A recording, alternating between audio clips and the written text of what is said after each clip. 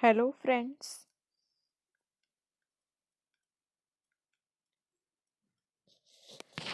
मेरा ये भाषा का महत्व जो मैंने अभी अपनी लैंग्वेज अक्रॉस द करिकुलम की जो फर्स्ट क्वेश्चन पर बनाई है, उसमें बहुत सारे क्वेश्चन पुटअप थे एक ही क्वेश्चन के अंदर कि भाषा से आप क्या समझते हैं, भाषा की प्रकृति क्या है, भाषा का महत्व, प्रकार और पाश्चात्य भारतीय भाषाओं का ये सब कुछ बताना था। तो अभी मैंने सिर्फ आपको भाषा से आप क्या समझते हैं उसका आंसर बताया है, पाश्चात्य का आंसर बताया है, भाषा की प्रकृति का आंसर बताया है। और अब मैं जो नेक्स्ट वीडियो लेकर आई हूँ उसी क्वेश्चन के आंसर की है, जो फर्स्ट क्वेश्चन है उसी के आंसर पर बनाया है भाषा का महत्व। भाषा का महत्व अभी रह गया है, तो वही मैं 8 नंबर पेज पर अब हम आए हैं। ये पढ़ लेते हैं कि आपको क्या क्या पॉइंट्स याद करने हैं, इसमें क्या क्या लिखना है। ठीक है, फर्स्ट पॉइंट आपका क्या है? व्यक्तित्व का विकास। व्यक्तित्व का विकास मातृभाषा के ज्ञान पर ही बालकों के संपूर्ण व्यक्तित्व का विकास निर्भर करता है। ठीक है, मातृभाषा का ज्ञान होगा तो उसी से आगे बच्चे का विकास होगा, व्यक्तित्व का विकास होगा, क्योंकि उसे जिंदगी भर अपनी भाषा को कायम रखना है, अपने भाषा के स्तर को ऊपर लेकर जाना है, आगे बढ़ना है जिंदगी में। पढ़ेगा भी तो वो अपनी हिंदी इंग्लिश लैंग्वेजेस में पढ़ेगा, तो ये मातृभाषा का ज्ञान होना बहुत जरूरी है। ठीक है, बालक के बौद्धिक, नैतिक और सांस्कृतिक विकास में मातृभाषा ही सहायक होती है। ठीक है, बालक के मातृभाषा में शिक्षा ग्रहण करने पर उसके शारीरिक अवयवों पर दबाव भी नहीं पड़ता है तथा सुनने, बोलने, लिखने एवं पढ़ने आदि से संबंधित सभी इंद्रियों का विकास ठीक से होता है। ठीक है, आपको फर्स्ट पॉइंट इसमें ये याद करना है। ठीक है, सेकंड पॉइंट पर चलते हैं। मानसिक विकास। मानसिक विकास के लिए विचार शक्ति की आवश्यकता है। ठीक है, हमें विचार करना पड़ता है, वही उसी से ही हमारा मानसिक विकास होता है। विचारों का प्रवाह मातृभाषा से ही संभव है। विचार भाषा को जन्म देते हैं और भाषा विचारों को जन्म देती है। ठीक है, जिस व्यक्ति के पास जितनी सशक्त मातृभाषा होगी उतनी ही उसकी विचार शक्ति सुदृढ़ होगी। मातृभाषा के द्वारा ही बालक ज्ञान विज्ञान को सरलता से सीख सकता है। अगर उसे मातृभाषा अपनी अच्छे से आती होगी, चाहे वो इंग्लैंड में रह रहा है चाहे वो अपने भारत इंडिया में ही रह रहा है, वही उसकी मातृभाषा कहलाएगी जो उसे आती है, तो उसी से ही उसने आगे बढ़ना है, तो इससे उसका मानसिक विकास बढ़ता है। ठीक है, थर्ड ऑप्शन में आपको क्या याद करना है? भाषा भावाभिव्यक्ति का साधन है। आंसर पढ़ रही हूँ इसका। भाषा विचार विनिमय का एक साधन है। मनोभावों की अभिव्यक्ति के प्रयत्न ने भाषा को जन्म दिया, जिसके माध्यम से मानव अपने विचारों, अपने सुख दुख, 9 पेज पर आ गए हैं, को एक दूसरे व्यक्ति से कहता है तथा सुनता है। इसी भाषा के माध्यम से आज मनुष्य अपने भावाभिव्यक्ति के साथ साथ विचार विनिमय करता है। ठीक है, अपने वो भावों को, विचारों को दूसरे व्यक्ति से कह पाएगा और उसकी भी बात को सुन पाएगा। इसी से भाषा के माध्यम से आज मनुष्य अपने भावाभिव्यक्ति के माध्यम के साथ साथ विचार विनिमय भी करता है। ठीक है, थर्ड आपको पॉइंट याद करना है, सामाजिक सांस्कृतिक विकास। सॉरी, मैंने यहाँ नंबरिंग मिस्टेक कर दी है। देखो, जो ये वाला भाषा का महत्व वाला जो पेज है, इसमें थर्ड पॉइंट ये है भाषा भावाभिव्यक्ति का। ठीक है, यहाँ पर ये जो आगे बनेगा वो 4 नंबरिंग में जाएगा। 4 नंबरिंग, सामाजिक सांस्कृतिक विकास। ठीक है, 4 पॉइंट है स्टूडेंट्स, ध्यान रखना है इस चीज का। 4 पॉइंट है। बालकों को जन्म के समय से ही सामाजिक सांस्कृतिक परिवेश प्राप्त होता है। ठीक है, जन्म से ही उनको सामाजिक सांस्कृतिक परिवेश प्राप्त हो जाता है। उसके सभी संबंधी उसके सामाजिक परिवेश प्राप्त करते हैं। यह परिवेश बढ़कर पास पड़ोस या कह लो आस पड़ोस और फिर क्रमशः विस्तृत होता जाता है। ठीक है, इस प्रकार बालक के नामकरण, अन्नप्राशन आदि संस्कार सांस्कृतिक अंग बनते हैं। वह इस परिवेश से संबंधित शब्दावली और भावना को सुनता और समझता है और वह धीरे धीरे इस परिवेश से जुड़ जाता है। ठीक है, बच्चा भी इन चीज़ों से जुड़ जाता है। अगर इसे इस परिवेश से दूर रखा जाए तो उसका उचित सामाजिक सांस्कृतिक विकास नहीं हो सकता।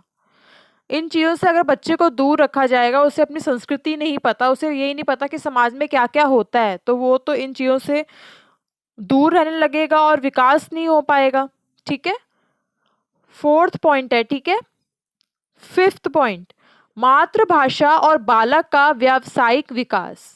ठीक है, मातृभाषा और बालक का व्यावसायिक विकास। बालक घरेलू उद्योगों की शिक्षा को अनुकरण द्वारा सीखता है।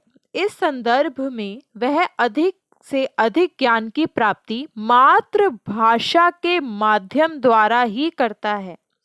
जैसे एग्जाम्पल दिया हुआ है, दक्षिण भारतीय बालक समुद्र के किनारे होने वाले उत्पादों के विषय में अपनी मातृभाषा में ही सही ज्ञान प्राप्त कर सकता है। ठीक है, क्योंकि किसी क्षेत्र विशेष की शब्दावली किसी व्यवसाय विशेष के लिए अलग ही होती है। ठीक है, दक्षिण भारतीय बालक है, समुद्र किनारे होने वाले उत्पादों के विषय में अपनी मातृभाषा में ही वो सही ज्ञान प्राप्त कर सकता है। अब मैं उसको बोल रही हूँ कन्नड़, तो उसको समझ आ जाएगी? नहीं। तो वो अपने व्यवसायिक विकास में कैसे आगे बढ़ेगा? जब उससे वो लैंग्वेज समझ नहीं आ रही तो वो अपने उत्पादों को कैसे समझेगा? नहीं समझ सकता ना। आप अपनी ही लैंग्वेज बोलोगे, अपनी ही वो हिंदी लैंग्वेज में याद करेगा, पढ़ेगा और सुनेगा, तो वो इजीली अपने व्यवसाय से जुड़े हर एक चीज़ को समझ सकता है। ठीक है, ये आपका 5th पॉइंट है। ठीक है, 5th पॉइंट है।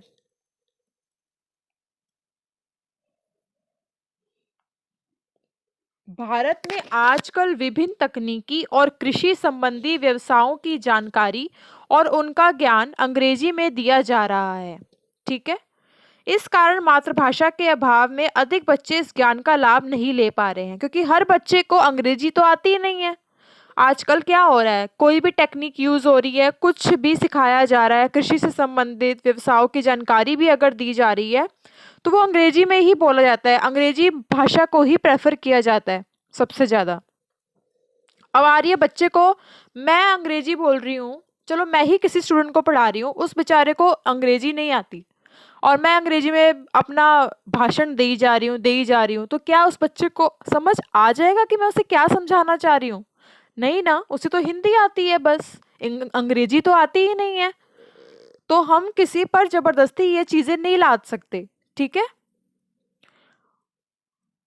6 पॉइंट है ये, मातृभाषा और राष्ट्र की प्रगति। ठीक है, प्रगति कैसे होगी? मातृभाषा के माध्यम से व्यक्ति राष्ट्र की समस्याओं से अवगत होकर राष्ट्र की उन्नति में भागीदार बन सकेगा। ठीक है, मातृभाषा के माध्यम से ही ये संभव है, मातृभाषा आनी चाहिए अपनी। ठीक है, तो राष्ट्र की उन्नति में भागीदार भी बन सकेगा। आज हमारे राष्ट्र के समक्ष मुख्य लक्ष्य हैं जनसंख्या नियंत्रण, आधुनिकीकरण, राष्ट्रीय एकता और अंतर्राष्ट्रीय अवबोध। ठीक है, इन सब की शिक्षा व्यक्ति को मातृभाषा के माध्यम से ही दी जा सकती है। मातृभाषा ही अगर आपको नहीं आती तो ये चीजें आप कैसे सीखोगे, इसकी शिक्षा कैसे प्राप्त करोगे? ठीक है, आगे बढ़ते हैं 6 पॉइंट पर। 6 नहीं है, यहाँ 7 पॉइंट है ये। ठीक है, आप अपने नंबरिंग ठीक कर लेना। सृजनात्मक प्रतिभा और मातृभाषा। ठीक है। व्यक्ति चिंतन और मनन मूलतः अपनी मातृभाषा में ही करता है। चिंतन करना है, मनन करना है तो वो अपनी मातृभाषा में ही करेगा। ठीक है, ये तो पता है। और जिस व्यक्ति में चिंतन मनन की शक्ति जागृत जहां हो जाती है वही कल्पना की सृष्टि का निर्माण करता है। तो वो कल्पना कर पाता है। ठीक है, लॉजिकल, कुछ भी लॉजिकल अपने तरीके से ढूंढ पाता है, समझ पाता है। ठीक है, मौलिक कल्पना को मूर्त रूप देना ही सृजनात्मकता की पहली सीढ़ी है। कैसे? मौलिक कल्पना को मूर्त रूप देना ही सृजनात्मकता की पहली सीढ़ी है। मातृभाषा का ज्ञान उसके स्वच्छ आकाश में उड़ने में सहायक बनता है, तभी वो अच्छे से अपना उड़ सकता है। अतः मातृभाषा में शिक्षा से बालक प्रखर और प्रतिभावान होता है। ठीक है, 7th पॉइंट है ये आपका। आप देख रहे हो ना, हर जगह मातृभाषा बोली हुई है, वो आना कितना जरूरी है। यहाँ आपका बन गया है 8th पॉइंट। आपको क्या याद करना है? मातृभाषा और राष्ट्रीय एकता। ठीक है, अब ये राष्ट्रीय एकता कैसे होगी, मातृभाषा के साथ राष्ट्रीय एकता कैसे होगी, ये पढ़ते हैं। स्वतंत्रता संग्राम के समय ही विद्वान जनों ने यह अनुभव कर लिया था कि शिक्षा का माध्यम विदेशी भाषा होने के कारण ही भारतीय चिंतन कुत्थित हो गया है। ठीक है, विदेशी भाषा जहां उन्होंने लाद दी तो भारतीय चिंतन क्या हो गया, बेकार हो गया। ठीक है, राष्ट्रीय एकता को बनाए रखने के लिए देश के विद्वानों ने कहा, क्या कहा कि स्वतंत्रता के पश्चात शिक्षा का माध्यम मातृभाषा ही होगा। ठीक है, मातृभाषा ही होगा। उन्होंने क्या सजेस्ट किया कि मातृभाषा ही होनी चाहिए, तभी बच्चे को समझ आएगा, तभी हम शिक्षा दे पाएंगे सही से और बच्चा आगे समझ पाएगा, लोग समझ पाएंगे अच्छे से। ये आपका हो गया 8th पॉइंट। अब आते हैं आपके 9 पॉइंट पर। ज्ञान प्राप्ति का प्रमुख साधन माना गया है ये। ठीक है, कैसे? भाषा के माध्यम से ही पुरानी पीढ़ी नई पीढ़ी को सामाजिक विरासत के रूप में अब तक का समस्त संक्षिप्त ज्ञान भावी पीढ़ी को सौंप दी है। ठीक है, यहाँ लिख सकते हो सौंप दिया है। ठीक है, क्या हुआ है, जो पुरानी पीढ़ी थी अपनी जो नई आने वाली पीढ़ी है उनको अपनी विरासत सौंप दी। ठीक है, और यही क्रम आगे चलता रहता है तथा भाषा का विकास होता रहता है। इजी, बस 9 पॉइंट था, ये 10 पॉइंट है। विचार शक्ति का विकास। भाषा के बिना विचारों को याद रखना असंभव है। भाषा के बिना विचारों को, मैंने पहले भी आपको बताया था कि विचार कैसे आप बना सकते हो, जब आपको भाषा अच्छे से आती होगी। भाषा के बिना विचार कैसे याद रख सकते हो? वह मनन शक्ति और विचार शक्ति का विकास भी असंभव ही है। ठीक है, 11th पॉइंट। भाषा मानव विकास का मूलाधार है। मानव विकास का क्या है? मूल आधार है। ठीक है, भाषा की शक्ति के माध्यम से ही मनुष्य प्रगति के पथ पर अग्रसर हुआ है। वैसे तो संसार के अन्य प्राणियों के पास भी अपनी अपनी भाषाएं हैं, परंतु विचार प्रधान भाषा मनुष्य के पास ही है। ठीक है, भाषा के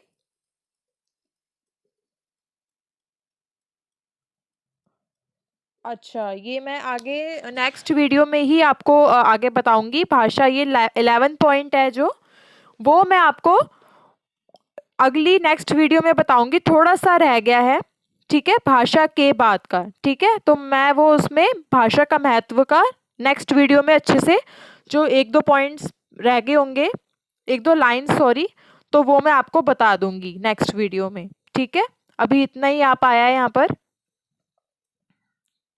तो ओके स्टूडेंट्स, इसे भाषा के महत्व को अच्छे से याद कर लीजिए। आपके फर्स्ट क्वेश्चन का आंसर है और मोस्ट इंपॉर्टेंट क्वेश्चन है फर्स्ट क्वेश्चन। ठीक है, तो ये आपको एक एक चीज बहुत अच्छे से याद करनी है, बहुत ज़्यादा अच्छे से डीपली याद करना है। ठीक है, बोरिंग वे में मत लेना, इंटरेस्टिंग बना के याद करना है आपको। बाकी आंसर्स तो मैं आपको अच्छे से बता ही रही हूँ, ठीक है।